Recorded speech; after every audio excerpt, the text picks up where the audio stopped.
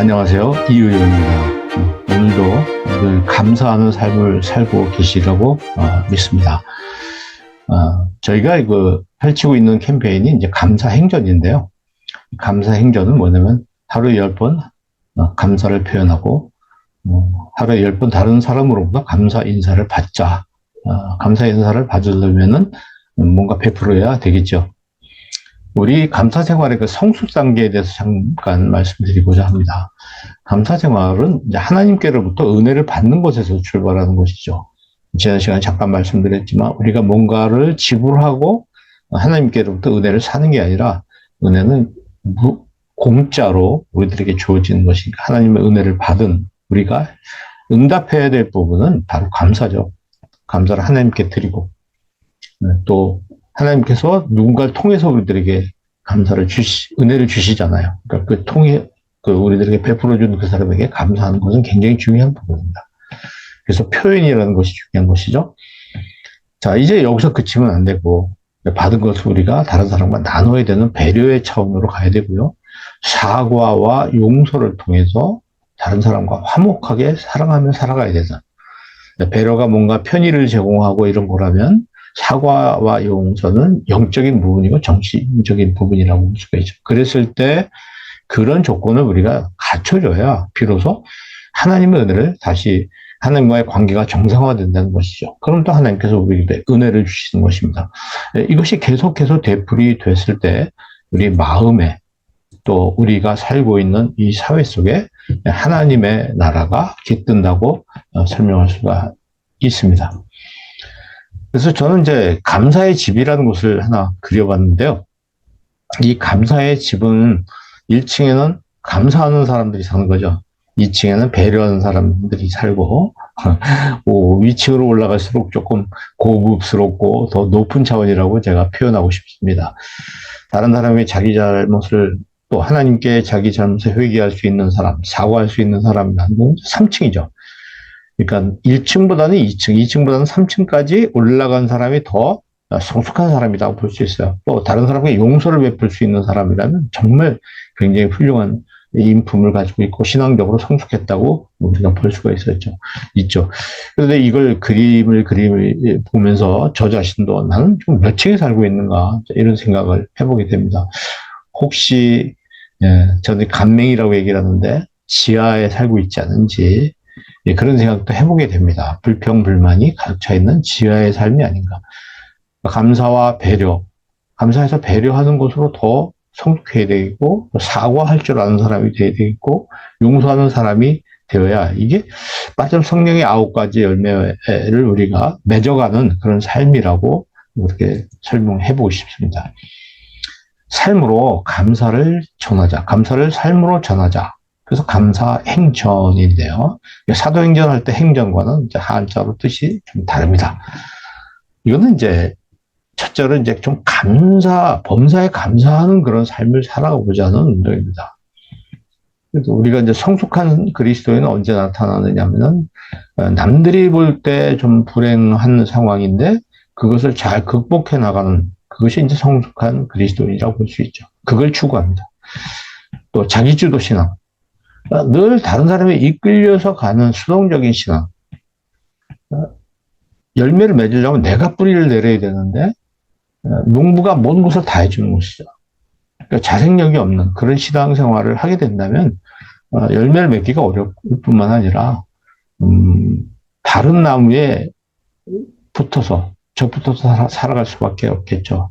자칫 잘못하면 자기 신앙이 없기 때문에 요즘 같은 세상에 이단에게 넘어갈 수도 있겠죠. 의존할 수 있겠죠.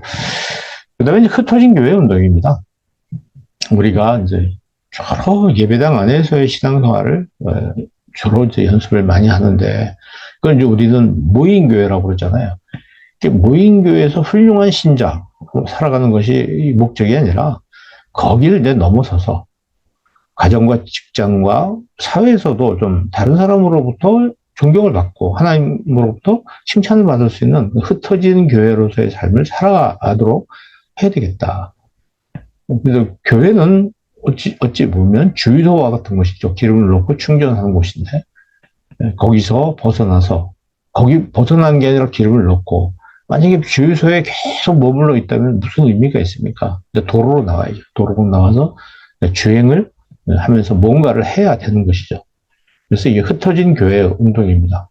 감사운동, 텐텐 감사운동은 결국 감사행전은 결국은 교회 안에서뿐만 아니라 교회 바깥에서도 그리스도인의 삶을 살아가자. 근데 어떻게 살 것이냐에 대한 실천적인 부분이 마땅치 않은 거예요. 너무 성경에서 가르치는 부분이 많고 매주일 바뀌는 목사님의 설교대로 살아가는 것도 일관성이 없고, 그래서 이제 우리가 하루에 10번 감사하자, 10번 베풀자, 이렇게 좀 구체화시켜 보는 것입니다. 이제 받기만 하는 신앙, 하루에 10번 감사 표현하는 거, 하나님께로부터 다른 사람으로부터 받는 거, 거기에 받는 거에 익숙한 게 아니라 이제 나도 베푸는 사람으로 좀 성숙해야 되지 않겠느냐. 그래서 텐텐 감사 행전이라는 운동을 지금 시작하고 있습니다. 그리고 이제 이거는 소그룹 동아리 활동에 굉장히 중요합니다. 그러니까 이제 두세 사람, 다섯 사람 이렇게 모여서 저희가 만든 워크북을 가지고 감사와 배려, 또 사과와 용서를 공부하는 거죠. 그런데 이제 이 문제점이 뭐냐면 강사가 꼭 필요하잖아요.